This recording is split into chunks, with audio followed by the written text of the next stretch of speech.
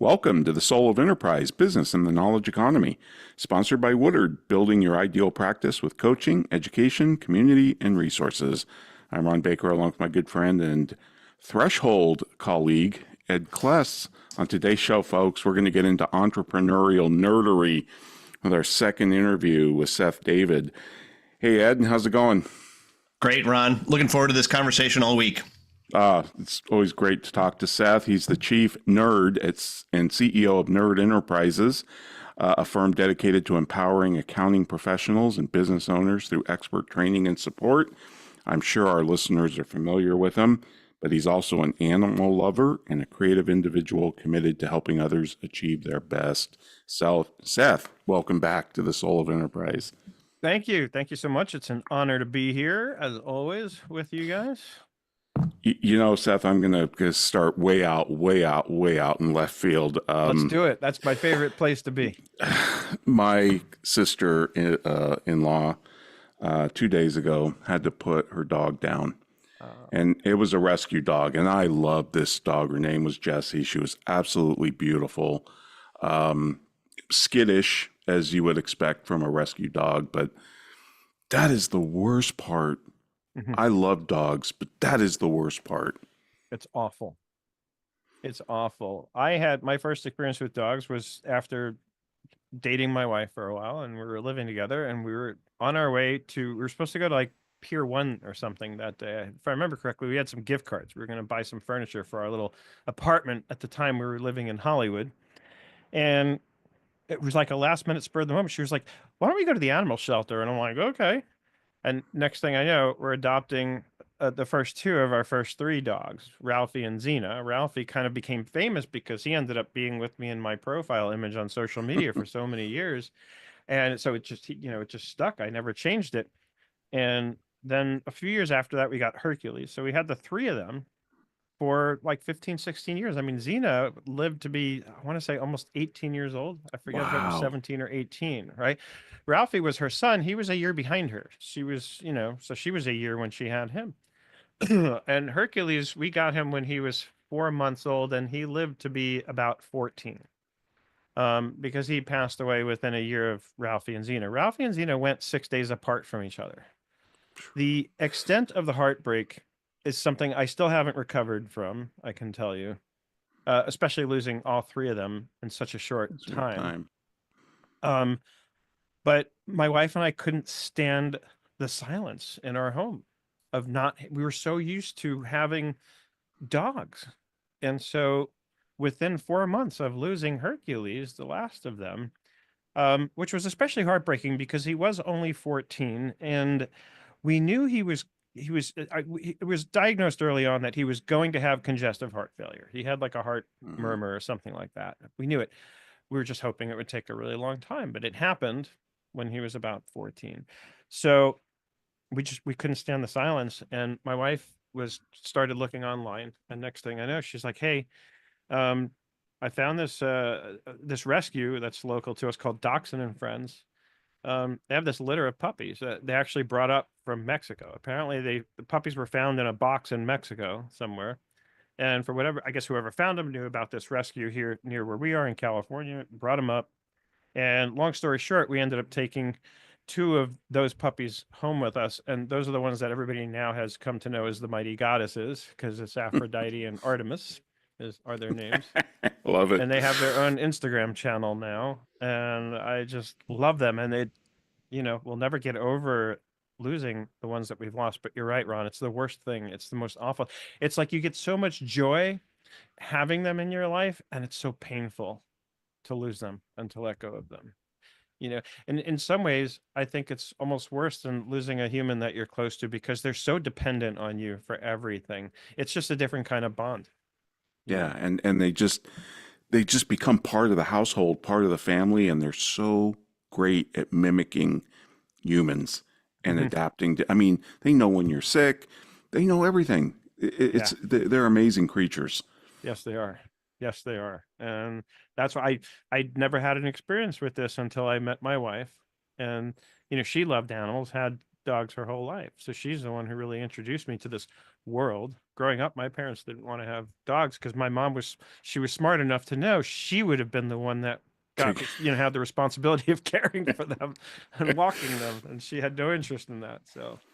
And Seth, that's a big part of your charitable mindset, right? Is you give to outfits that rescue dogs. It is now. In fact, inspired by, your book, Time's Up, I started thinking about what would I want to support, and this was the obvious one. And so I officially started doing it with my recent Black Friday promo at the end of 2024.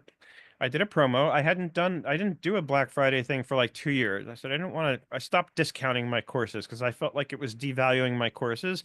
And this is a little business tip, if you will. What I started realizing was that nobody was buying my courses until I ran a promotion, because they had come to expect that I'm going to run a promotion soon enough. So why would I want to pay full price? To the point where people would email me like in January and say, are you going to do a Valentine's Day promo? Because if you are, I'm not going to buy your course yet. And I was like, okay, now I understand what I've trained people to sort of expect. And so I changed that. I said, in fact, I did two things. First of all, I permanently reduced the cost of my big courses. And I said, instead of $2,500 each, we're going to knock them down to $1,500. So they're on a permanent promotion, in a manner of speaking. Typically what I would do is I would discount them by 20% from 2,500. So it'd be like 1,800, right? So I said, I'm going to go even lower than that. I want to make it really affordable. So $1,500, but no more promos. So we didn't do a promo for 2 years. Then this year I said, you know what, let's do a Black Friday promo. Because really what I wanted to do was something centered around the charitable aspect. I wanted to really take what I was learning in your book and put it into practice in the most specific way possible. And so I did. So I said, I'm going to take 10% of the proceeds from this promotion and donate it to Dachshund and Friends. Translation, I donated almost $1,600 to Dachshund and Friends. And I have the most amazing testimony. And now I understand why it's so important to do this, because I can't tell you, even as I'm saying this, I'm getting chills thinking about the gratitude that they expressed to me. They happen to have just had a dog that they rescued who went through surgeries and cost them, I think they said, almost $20,000 in vet bills to take care of this animal, because they rescue dogs that oftentimes are in really bad shape. And so they couldn't thank me enough, and they kept expressing how timely and helpful it was, especially a donation. I'm sure they're not used to getting those kind of donations. Maybe they do, but they were just, again, I experienced firsthand, and I knew I would, but maybe even more impactful than I would have anticipated, like why this is such an important thing to do, and why it should be such an integral part of how everyone evolves their businesses now. And as a result, I've been working with my 97 and up group very specifically on defining that purpose-driven component of your business. I understand now why it's so important, more than the obvious. Right. And I know you're going to have Paul Dunn on, and when you get him on to talk to your communities, he's going to talk about that whole living your legacy, leaving a legacy, and his outfit B1G1 that helps firms around the world do exactly that. So that's really cool. Last time you were on, you talked about your journey from, what brought you out to California, the addiction, the rehab, all of that. But I'm curious, I was reading your website earlier, and you tell a really interesting story just about, being employed versus being self-employed. What inspired you to go out on your own? What? I hated working for people. I honestly did. That was, it's funny talking about recovery. In recovery, they say that a lot of people will start like a new meeting based on a resentment. I started my business based on a resentment. Essentially, I couldn't say I had one experience after another after getting sober of working for people where it was the same experience. At first, it was great, and then it wasn't, and then it was awful. And I got tired of working for abusive people who would berate you for making a mistake instead of teaching you and training you. And I said, I'm never going to do that.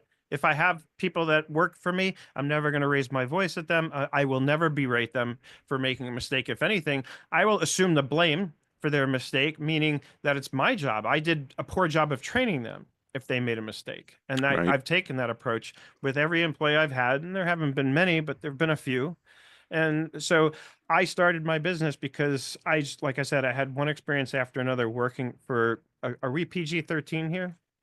No, not really. Working for assholes, Yeah. and I got tired of it.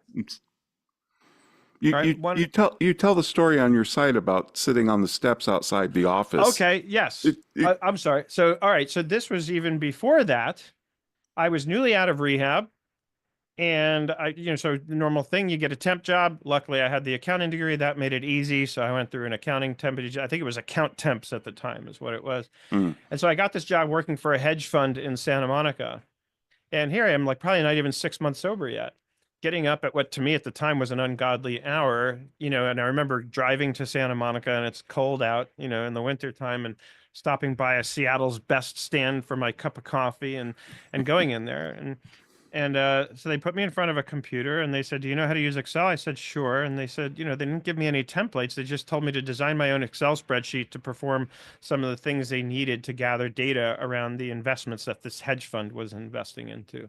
Um, and so, as time went on, typically you figure, all right, I'm working at this temp job. I'm hoping it's going to become permanent. I'm getting to know the people. The woman who was my supervisor was a little bit distant, but this guy, Bill, who sat next to me, was very friendly. I liked, he was a funny guy. But then it came time to go to lunch one day, and I normally would bring my bag lunch with me because I couldn't afford to go out to lunch. I was fresh out of rehab and making $15 an hour at this temp agency at the time. It was less than even, well, I guess it's worth even less now. Anyway, um, so their thing though was we can't let you stay in the office while you're here. We have a policy, like we don't let anybody who's not actually employed by the company. And I remember looking at them and going, I just want to sit in the break room and eat my lunch. Like, is that okay? Like, I promise I'm not going to steal a pencil. I swear. I have pencils at home, you know.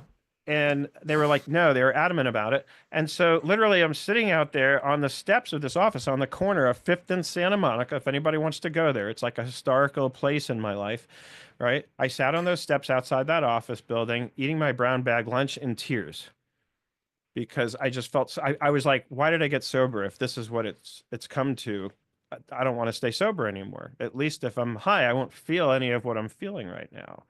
And so, yeah, that was another experience that made me, it wasn't quite the experience that led me to start my own business, but it was an experience that made me think if I ever have my own business, and maybe one day I will hope to, but man, I will never treat people the way I'm being treated here. yeah, that's very powerful. So, well, Seth, this is flying by. I knew it would. And folks, I'd like to remind you, if you want to contact me or Ed, send an email to asktsoe@verisage.com. You can also go out to Patreon and you can sign up and get our bonus content. You can do that at patreon.com/TSOE. And now a word from our sponsors.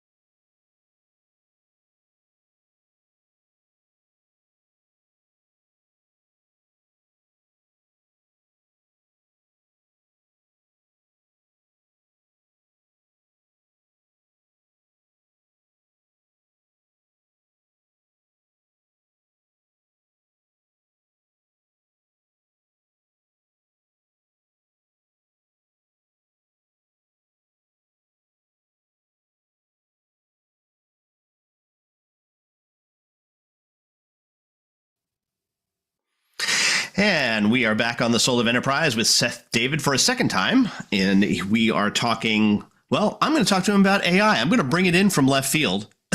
we're going to land the right field and kind of land this plane. Seth, I came across an article a week or two ago by Dwarkesh Patel, and the article is what fully automated firms will look like. Fascinating look into it, and you don't have to have read it to understand the questions. I think it's just I wanted to give that as framework.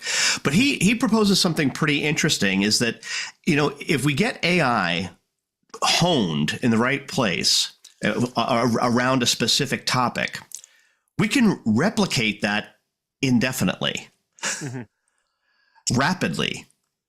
So what is that going to mean for once we really get these AI bots or the fine tuned so that they are so good at one particular thing? What's going to happen? It really, I hadn't really thought about it, that we're going to be able to replicate them indefinitely. Yeah, I mean, I think first of all we have to put a little context on that, another layer in terms of the levels of AI that we're working with now versus what's coming, right? Because we have the LLMs right now, which is like massive autocomplete, right? There's not really any true intelligence behind it. It's just guessing what it should respond with based on a humongous data set. Now we have agentic AI just coming out, 200 a month. Most people won't pay that kind of money to play with a toy, right? But some of us will. I haven't yet because I'm just busy with other things. And then we'll have AGI, which is not adjusted gross income, but rather artificial general intelligence, where it truly becomes autonomous and it can come up with its own concepts and even strategize and implement. Totally autonomous, doesn't need us, no more input. Prompt engineering will be gone, right? No need for that anymore. I kind of suspected when it first came out, especially when the whole idea of prompt engineering blew up, I felt like that was going to be short-lived. And I believe it has, although now I see an uptick. I've noticed it seems like more people talking again about prompt engineering. But going back to your question, what's this all going to look like? Well, I mean, we've talked about this recently separately from this conversation, where it's funny. I had a conversation with ChatGPT. So I have one chat that I use with ChatGPT for pretty much everything. So it just knows everything about me, which minimizes how much prompting I need to do now. And it's got templates that I like to refer to, so I can give it like a stream of consciousness, something I've written, and say, okay, put this in this one particular template, boom, spits it out nicely organized. So I use that for everything. You're talking about having agents, let's just call it, right? That will be specialized in doing one particular thing really well. So where's that going to go? The first thing is all the stuff we've been saying is going to get automated, now truly will be. I don't think I'm going to need to be coding transactions in a bank feed for very much longer. I think that's going to be completely automated. The only thing I might do is review it. And in cases where it's not a question of right or wrong, but it's a question of preference as far as how something gets coded, I might be able to interact with that agent and say, hey, do me a favor, don't code this to printing, code it to advertising, or something like that, right? So things like that. But as I've said, I think ultimately where this is going to go is my prediction, and I had this conversation with my ChatGPT assistant where I talked about this specifically. I said, where's this all going? First, I started asking it. I said, can you please explain to me the difference between LLMs, agentic AI, and AGI? And I got it. And that inspired an article that I recently wrote on LinkedIn, laying out everything I learned basically from a conversation I had with ChatGPT. Imagine. Oh, I got it. Sorry about that. Yeah. That was perfect. That's ChatGPT calling, actually. Yeah. So I had this conversation. It inspired the article, but it also got me thinking that my prediction is potentially, if done right, as you pointed out, this is going to get us out from behind the screens potentially and back and face to face with clients, because it will truly enable us. In fact, I would go as far as to say it will force us to work with clients more strategically, because we won't have the need for any of that compliance stuff. All that compliance stuff is going to be automated. There's no question about it. Yeah, I mean, it's this weird combination of the fact that you can not only replicate talent, but you can also specialize it as well, so that you can get deeper and deeper into specialization, and at the same time, so you can go vertical and horizontal at the same time which is, I mean, we can't do that with human beings. It takes a little bit longer to transfer and replicate knowledge from one person to the other, but AI does it instantaneously. Right. And AI doesn't need to sleep, doesn't need to take breaks, right? It Mhm. doesn't need HR. No benefits, Social Right, no Security. Which for some people is probably a dark sort of glim kind of aspect of this, but I think it doesn't have to be. I think No, it's just, and that's where I wanted to go next. Is where do you think the human involvement? What do we evolve into when we're really managing agents? I mean, that's effectively what we're going to be doing. yeah. I mean, let's put it this way. I guess I can best put it in the context of what I hope for, right? Mm-hmm. And my hope is that this doesn't go in the direction of Skynet, but rather it goes in the direction of us as humans being able to be more human again. I think we've largely gotten away from being human because we've gotten locked behind our screens.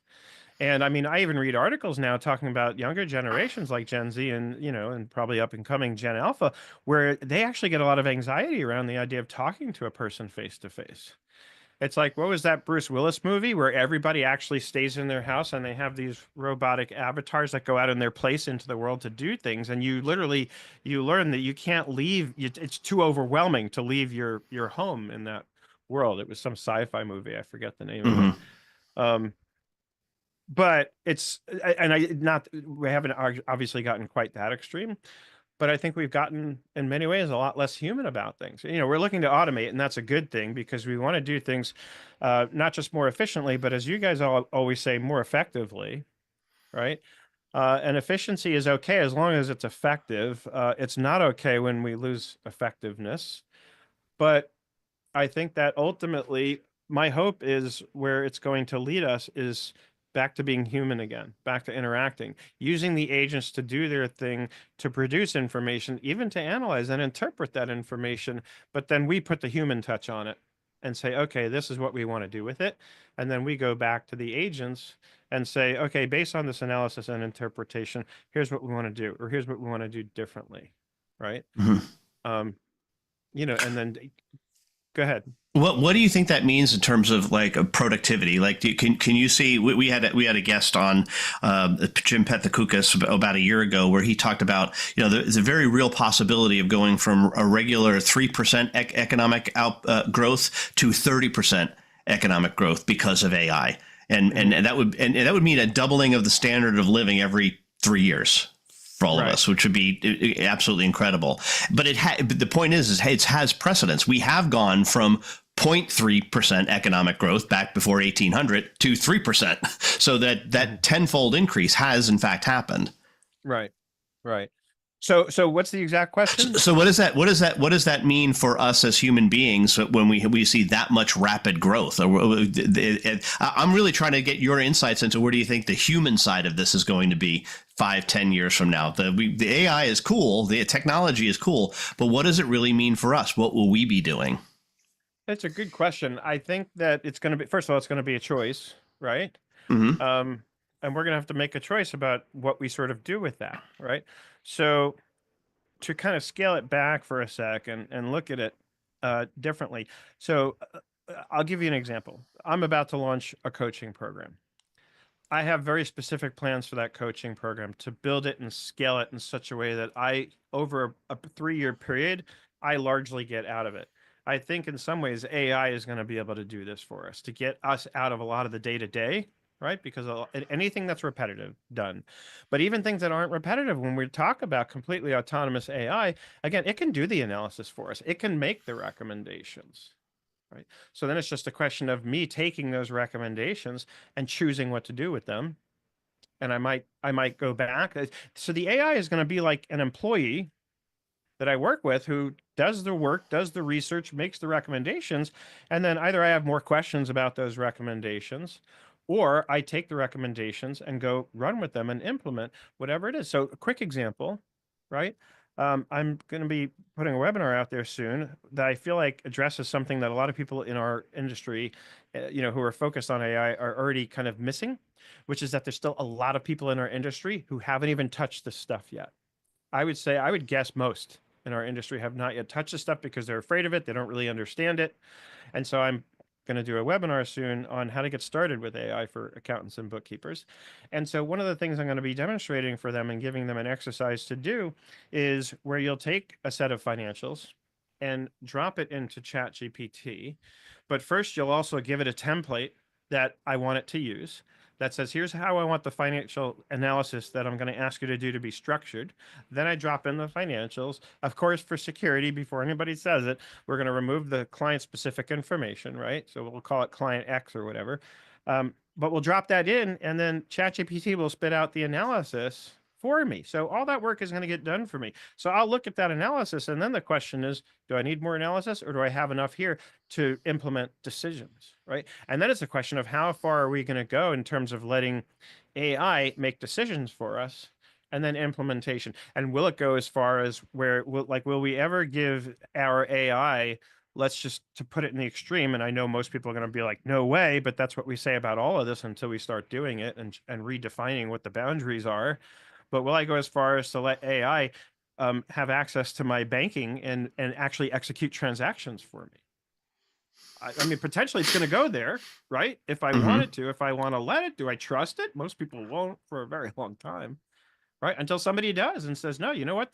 Now I don't have to worry about initiating transactions because I've trained the AI and I trust it to to work. Yeah, we do that to a certain extent. Now you can sign up for payments, right, and just say automatically at the end of the month pay my entire credit card bill. Done.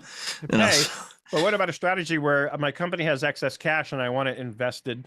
And am I going to want to rely on AI? Some people, I'm sure, will. Early adopters at some point will go in there and say, you know what? Let's let the AI analyze the markets and make those decisions and actually execute trades for me if we want to go to the most extreme, what this looks like. Yeah.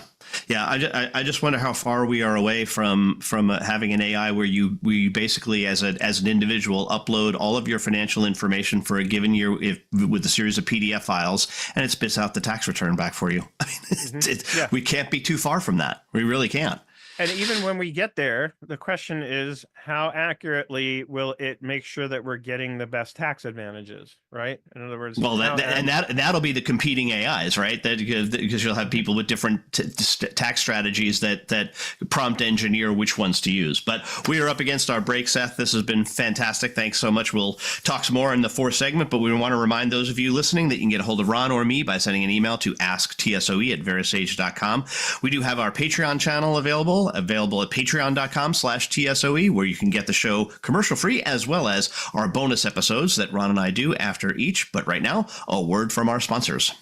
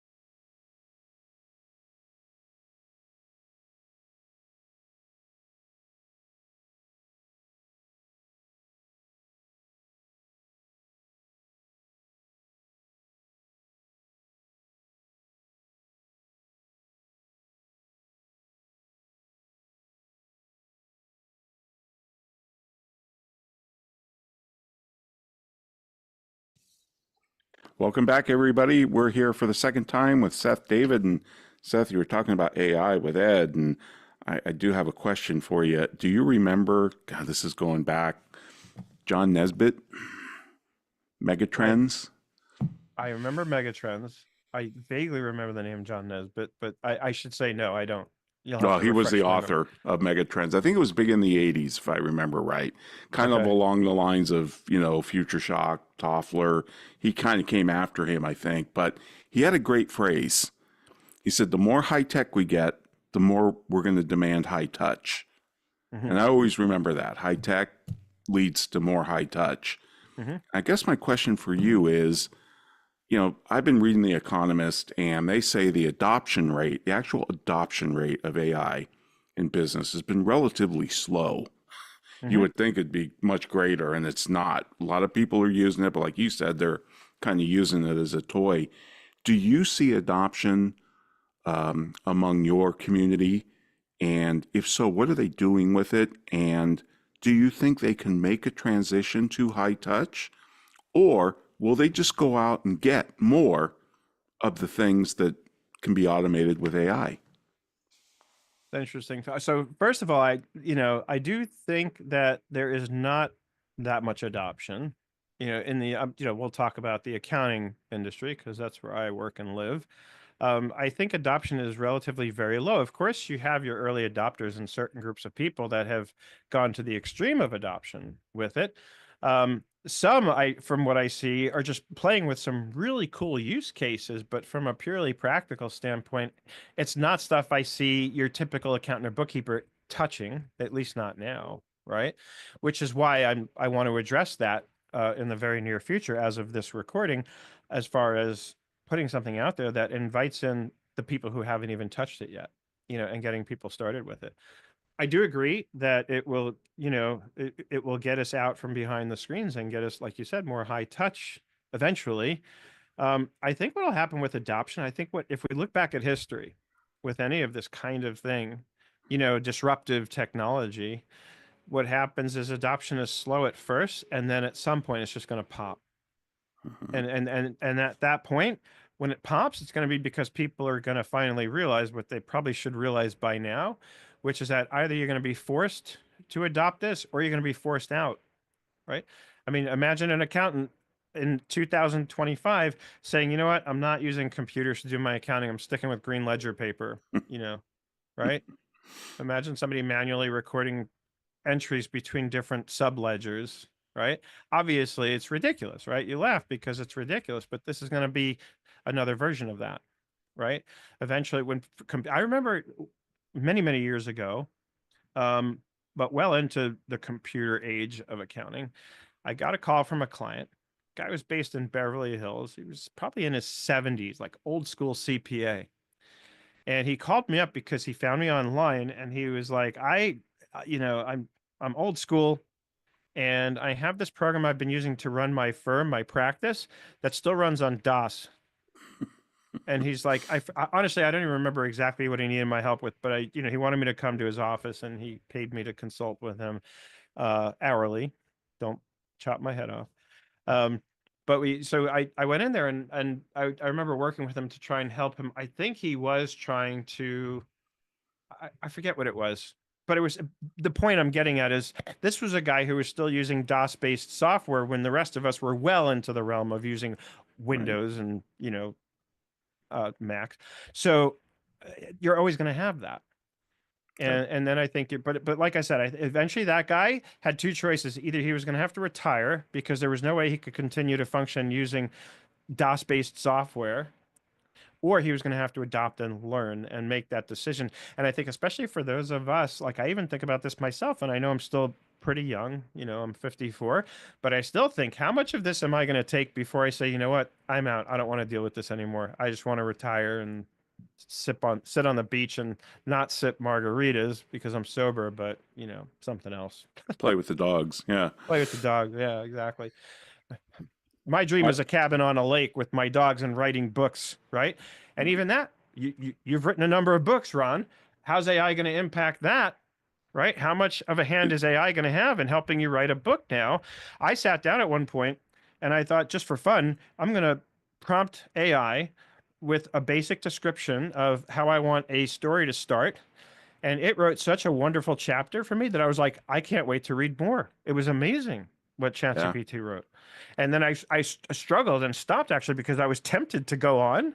But then I was like, wait, if I actually went to publish something like this, what would happen? Would people, would people feel like I had done something unethical by publishing something that I didn't really write? I wrote it with my prompting of the AI. Like at what point do you own it versus the AI? I'm curious, Ron. What do you think about that in terms of?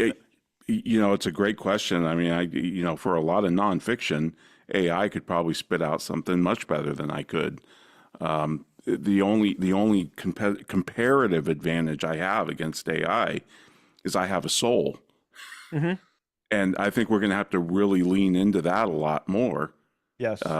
as it takes over more and more of these utilitarian functions. Yeah.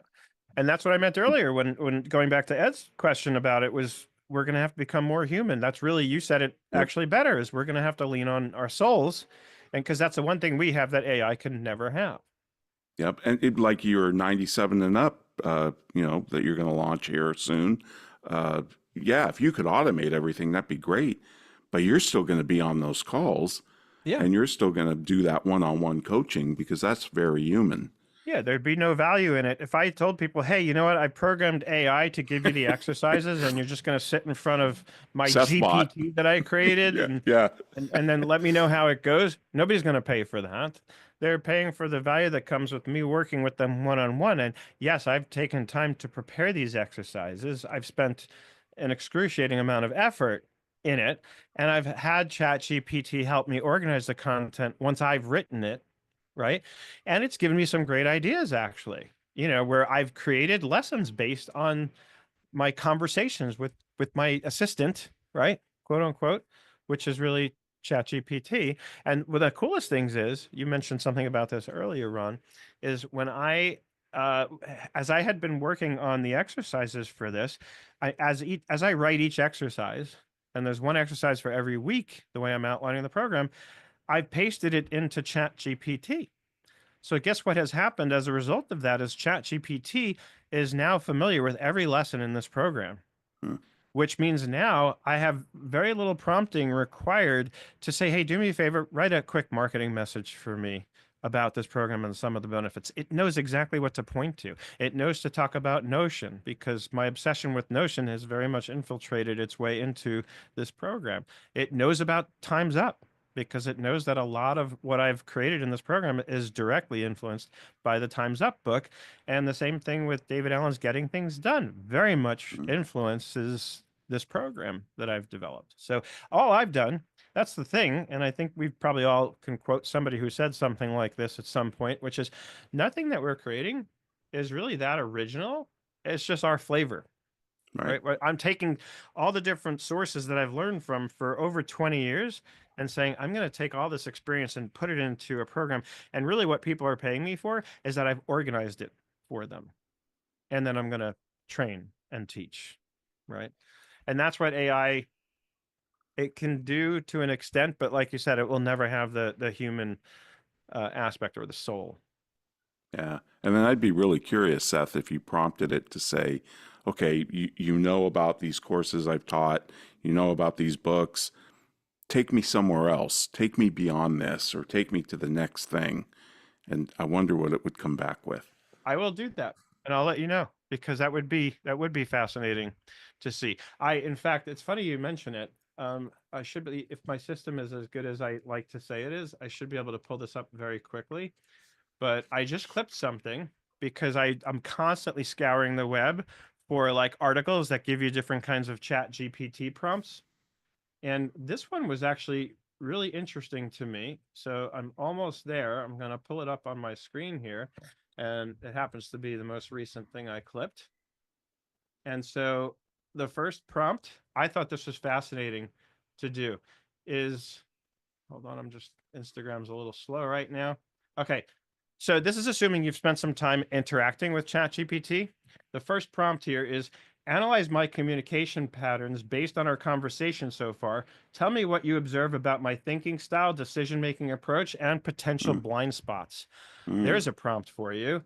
I'll give you a couple more out of this, and I'll give you the link if you want to share, because this is the kind of stuff I look for because it's super high value in terms of ways to use ChatGPT that I had not thought of, right?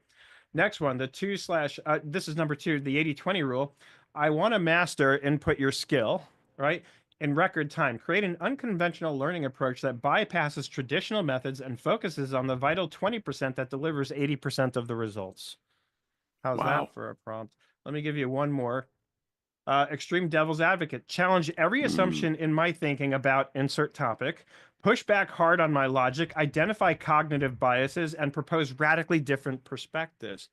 How about those just for starters as a way of really learning? And just to go back into left field with this, I one night went down a serious rabbit hole and I've developed a whole new obsession with octopuses thanks to ChatGPT.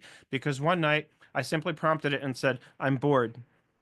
And ChatGPT gave me some options for things that I could do with it. And one of them was like learn some interesting facts about marine life. So I went with that one.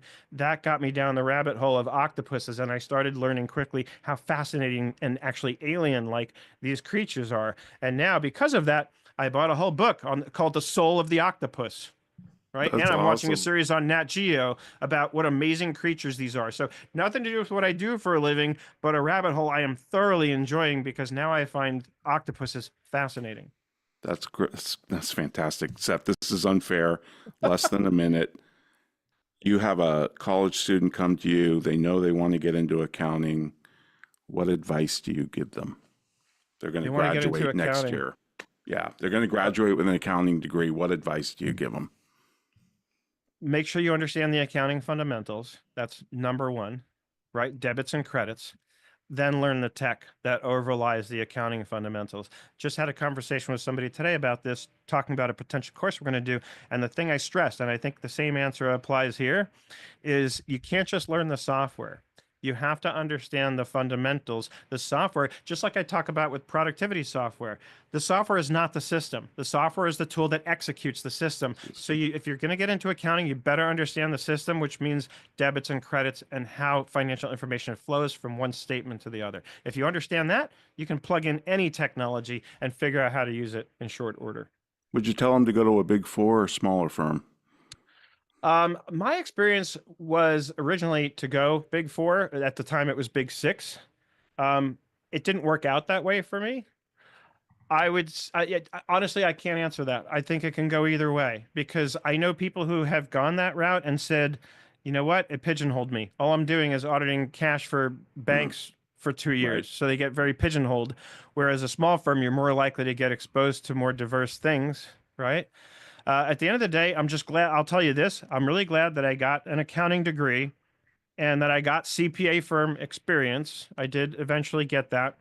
And so that by the time I went to work for myself, I had a really solid foundation in those accounting fundamentals in that system. So that, for example, when the day came to learn QuickBooks, I didn't need to know the software that well. I figured out how to use it very quickly because I knew what I needed to learn to get the software to do, which is to get that balance sheet right, and then of course the P&L, right, and then everything else Right. falls into place. So again, it goes back to the same thing. I think it could go either way. I wouldn't necessarily want to push somebody one way or the other. I think it depends on the individual and what's going to sort of be right for them.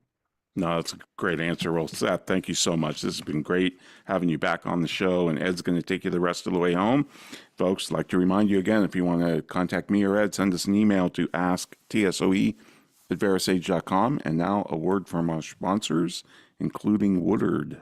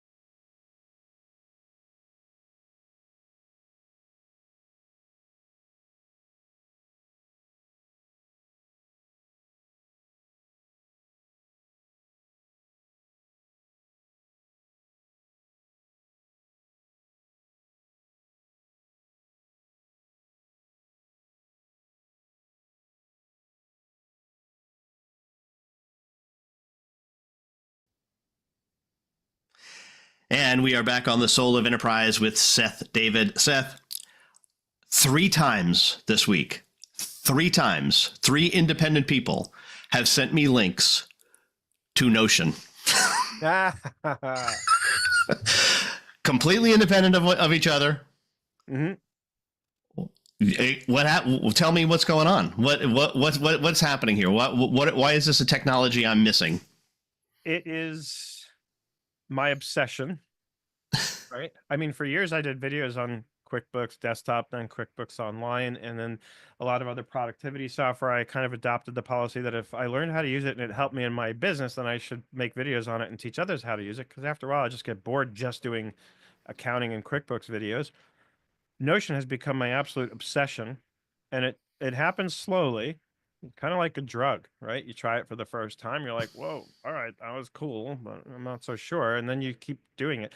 The best way I've heard Notion described is by one of its own co-founders in a video that I watched, because when I get this deep with the software, I want to know everything about it, including the people behind it. And I want to make sure the software is not going anywhere. And if you Google like Notion VC funding, you'll find out in short order, they are very, very well funded. They're not going anywhere. They've got lots and lots of cash on their balance sheet. The way he described it is it's digital Lego, which means that what they give you is a blank page with access to all kinds of building blocks. And it's up to you to decide how to take those building blocks and use them on a page to compile information. Whether it's the stuff you have to do today, this week, and next month, or it's just information you need to reference later on, meeting notes with clients. I mean, what started out was for me as just a desire to have a better note-taking system because I was using ClickUp for project management, became a situation where the more I learned how to use Notion, the more I moved things, processes out of ClickUp and into Notion until I was like, I don't need ClickUp anymore. So Notion, ClickUp out of the box with project management software, and it's great. Notion, there's a little more assembly required, but as they say, with great power comes great responsibility or something like that. And the reality here is with a little bit of setup, which means, yes, there's a little bit of a learning curve, but once you've got that, if you can conceive it, you can create it. And Notion, my contention is that if and by you, I'm using the collective you. If you start using Notion today and start learning how to use it, within a year, my prediction is it will replace as many as 8 different apps that you're currently using now. So it's consolidating. And I think that's what a lot of people want is they don't want to use 10 different apps for 10 different things. Notion for me now is where I take all my notes. It's where I track every project, every client, right? Everything I need to do, every conversation I have. I keep a daily journal, so I have the timeline of things that I've done and worked on. And the thing about Notion, it's funny, years ago, I saw somebody comment on Twitter, I think this was before it was X, and he said something like, oh, Notion is linear, it's terrible. And I'm like, you don't know anything about how Notion works, if that's what you think. Because Notion is not linear. It is very much a network where I can link to anything from anywhere. And the real key that exploded it for me was I already have a pretty good idea of how databases work. I have a computer science background as well as an accounting background. So I understand how databases work. More importantly, I understand how linked databases work. So when I started learning how I could create databases and then link information between the databases.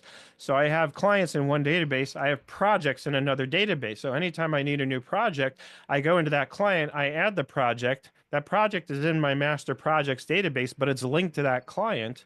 So when I'm looking at that client, I'm only looking at projects that are set up and assigned to that client. So it's like writing software without having to know any code, right? And the bottom line is I have everything now in Notion. And really, really important criteria on this, as with any app that you ever use, is the mobile app. A lot of mobile apps, especially it seems like the more robust the software gets, the worse the mobile apps tend to be, because they tend to have lots of features and functions that are just very hard to design for a smaller screen.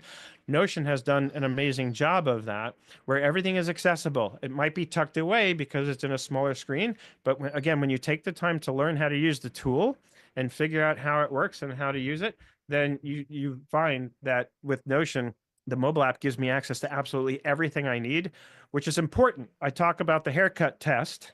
The haircut test is if I'm working on something here at my desk, and as it turns out later today, I do in fact have a haircut appointment. When I get to that haircut appointment, and they say, have a seat, she'll be ready for you in 15 minutes. I better be able to pick up right where I left off on my tiny little mobile device without hitting almost any friction. And with Notion, I found that to be absolutely true. The mobile app works every bit as good. So no matter where I go, and certainly on a tablet, I've got the best of both worlds in some ways. So the bottom line is, it's like I was saying before, Notion is just an app. It's Lego, it's digital, it's building blocks, but it's not the system. So you still need a system. And what I built out in Notion was basically David Allen's Getting Thing Done, which is the system, executed with Notion in a way that really makes sense to me, that addresses everything that I was ever missing from the many different project management apps I've used for many years. And at this point, I'm probably 3 to 4 years in with Notion. I can't imagine ever using anything else. It's just amazing to me that, like, I had heard of it a couple times in the last 3 or 4 years. Perhaps, you had brought it up maybe the last time we talked, but in 1 week, all of a sudden it was boom, boom, boom, boom from disparate sources that are coming together and sharing this stuff with me. Well, I looked at it a little bit earlier this week, and the thing that it reminded me most of, and I've spent a grand total of 7 minutes with it, so it's is that it reminded me of Lotus Notes way back in the day, like what you could do with Lotus Notes. So. Give me 15 minutes on a Zoom with you, showing you what I've built, and I promise you your head will be spinning, and you'll be like, oh my God, I couldn't have pictured that it could do all this. Yeah. Pretty amazing stuff. Well, Seth, we've got 1 minute left. I want to ask you just to an underrated, overrated question about a topic we've already talked about. Is AI underrated or overrated? Both. Okay. My answer honestly is both, and I think it depends on what aspect of it you're talking about. I think in the bigger picture, it's underrated because so many people are so afraid of it that they're not realizing the potential benefits of it. And then it's overrated probably by the early adopters who are like, oh my God, this is so amazing. Look at all the stuff it can do. But the things they're showing that it can do is what I would call like pie in the sky stuff. That's just, it's cool, but it's not practical. Not yet anyway. Mm-hmm. All right. Seth, this has been fantastic. Thanks so much. We'll have you again on at some point in the future. Love talking with you. Ron, what do we got coming up next week? Next week, Ed, we're going to continue with our One Thing journals. Nice. Love the One Thing shows. See you in 167 hours. This has been the Soul of Enterprise Business and the Knowledge Economy, sponsored by Woodard. Building your ideal practice with coaching, education, community, and resources. Join us next week, folks, on Friday at 3 p.m. Eastern Time, noon Pacific Time. In the meantime, check us out at thesoulofenterprise.com. We'll have full show notes with our conversation with Seth David today. And if you want to contact me or Ed, send us an email to ask@tsoe@verisage.com. Thanks for listening.